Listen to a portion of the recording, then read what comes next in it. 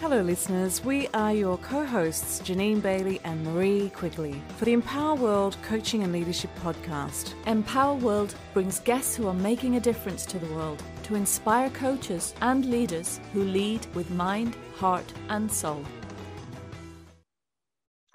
Hello listeners, and welcome to the next episode in this series of ICF called Competencies. This is the third in the series, and today we're going to be talking about establishing and maintaining agreements, called Competency 3. And the definition of that is that we partner with a client and also the relevant stakeholders to create clear agreements about the coaching relationship, the process, the plans and the goals. And we establish agreements for the overall coaching engagement as well as for each coaching session. So you can see there's a number of ways we maintain agreements as professional coaches.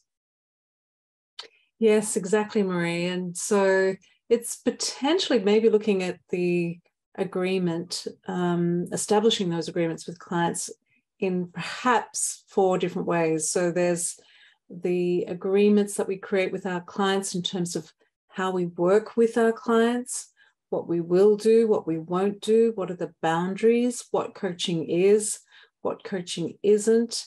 So there's that initial establishment of those ways of working. And then there's potentially, if stakeholders are involved, there is looking at contracting with the stakeholders before the coaching begins. And that may involve a number of stakeholders depending on the assignment. And then there is the overall agreement or contract with the client in terms of what the client wants to achieve, what it is they want to create in the whole program. So beyond one coaching session, this is a program of coaching. So again, what is it that the client wants to achieve? And then for each session, there's going to be a contract as well. So in terms of what does the client want to focus on in a particular session. So there are these 4 things to be mindful of as a coach in this competency. There certainly are. And we talk in general terms with about how to work with our clients, especially at the beginning, is, making sure we have great contracting with our clients, with the stakeholders. And that means explaining, as you said, Jeanine, what coaching isn't, but also the process, explaining the process of how we work with our clients, what is and is not appropriate in the relationship, what we offer as coaches.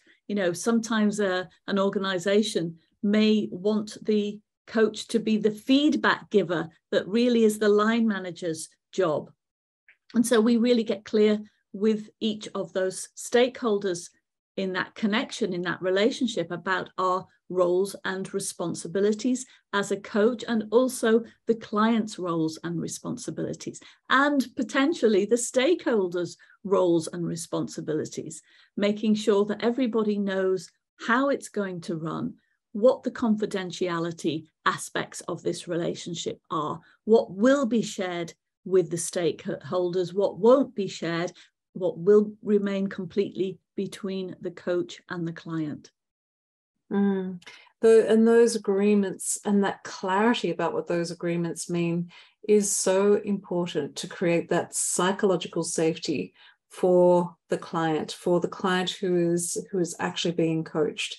So without those things in place, and without, again, really clear ways of working and that transparency amongst all the parties that are involved, potentially it won't feel a safe place for your client to work with. So it's really important to be very thorough in that process. And again, to create that transparency across all parties involved so that everyone's aware. For example, the stakeholders, the sponsors will know that they won't hear about the details of the conversations with the client, and that the client is aware that those things will not be shared. And potentially it's about setting up agreements about what will be shared with the sponsor and the stakeholders. So that is allowable as long as it's agreed and specific with the client themselves. Yes, so lots of ethical things to think about when setting up those contracting, initial contracting with the different parties.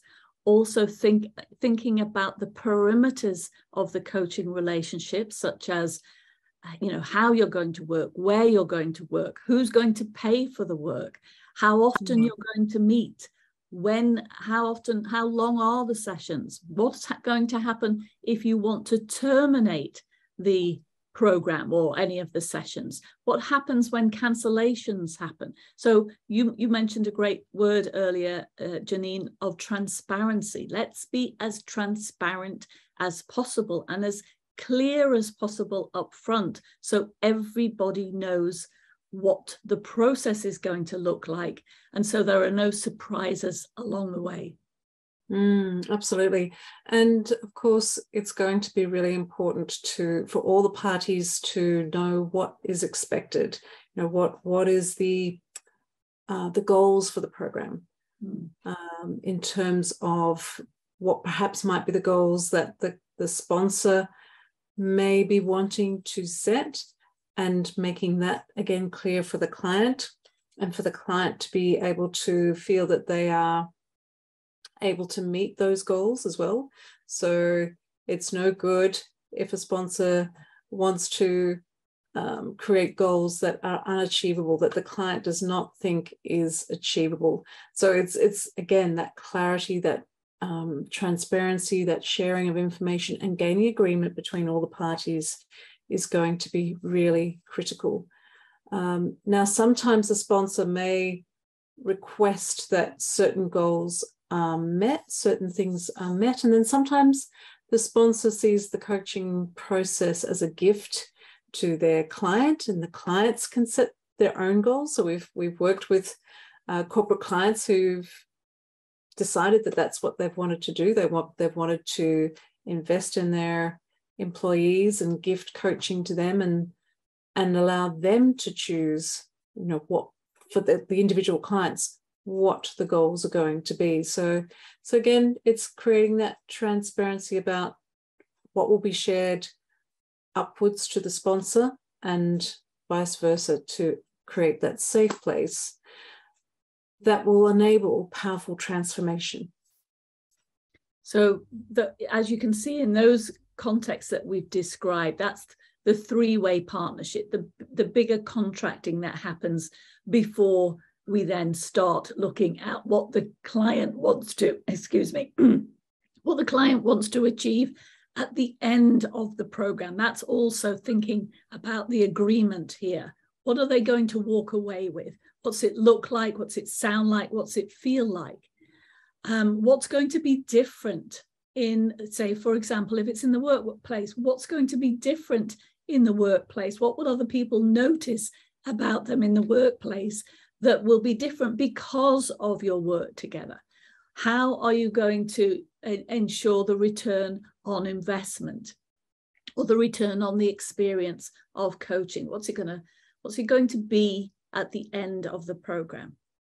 And those success questions that you've just shared, those examples, Marie, supporting both, again, all the parties to appreciate what a successful outcome will be for the coaching program, is going to support the organization as well as the client themselves.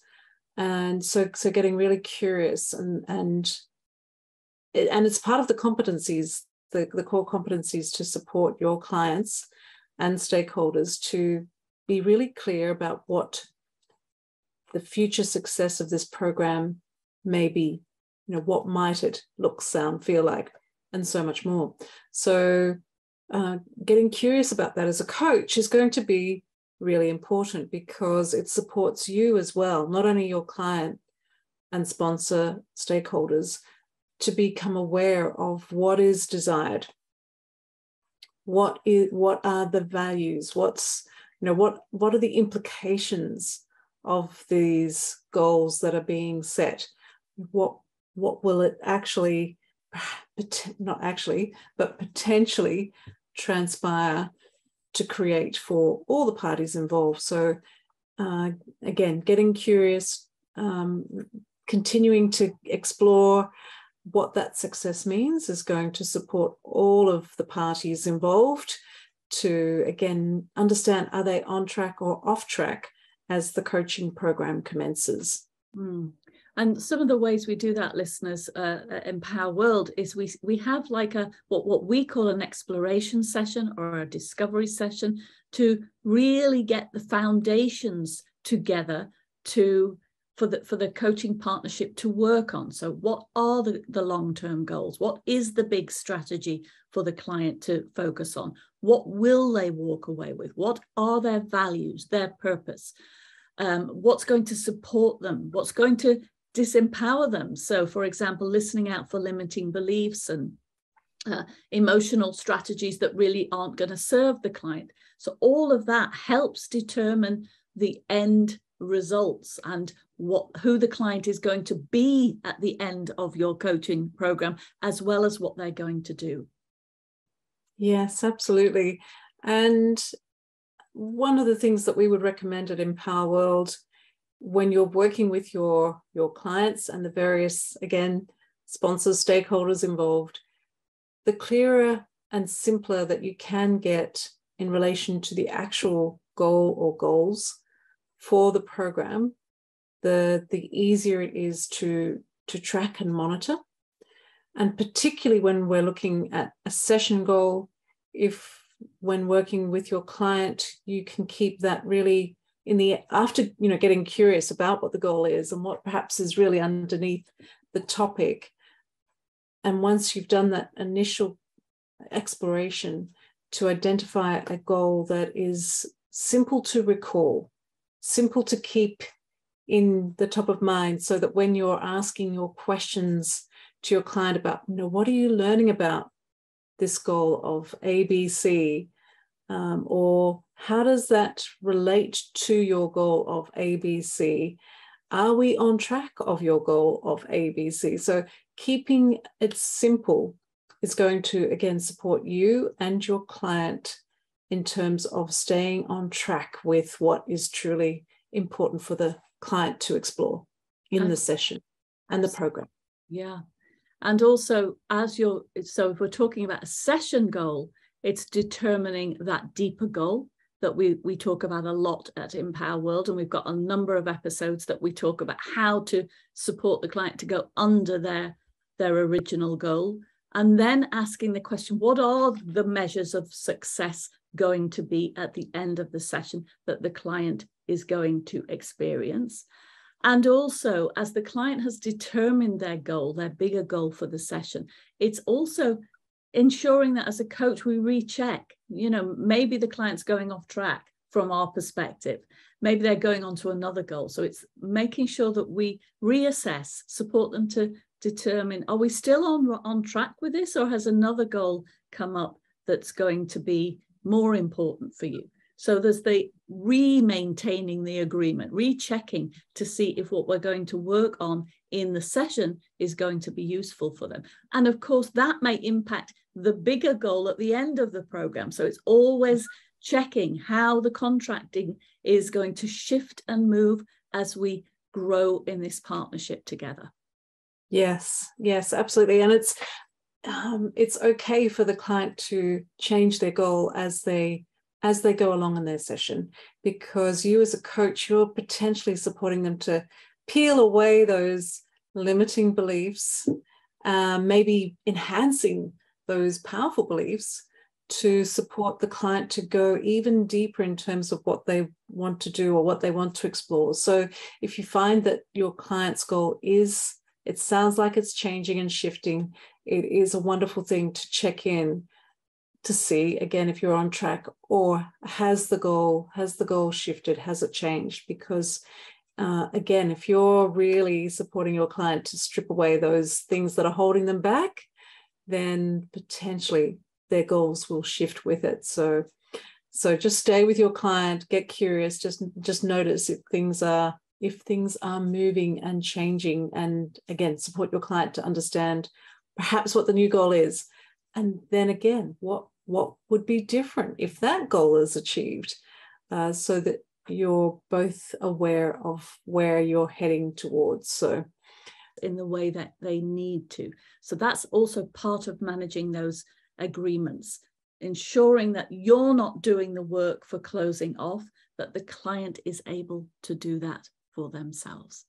Some useful information to support you with understanding those different perspectives of contracting as part of Competency 3.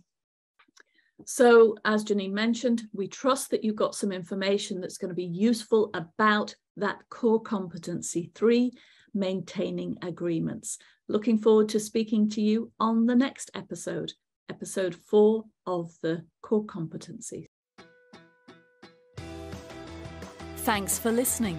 You can find out more about us on our website, www.empower-world.com, and on our social media networks, Facebook, LinkedIn, Twitter, Instagram, and YouTube. Be empowered.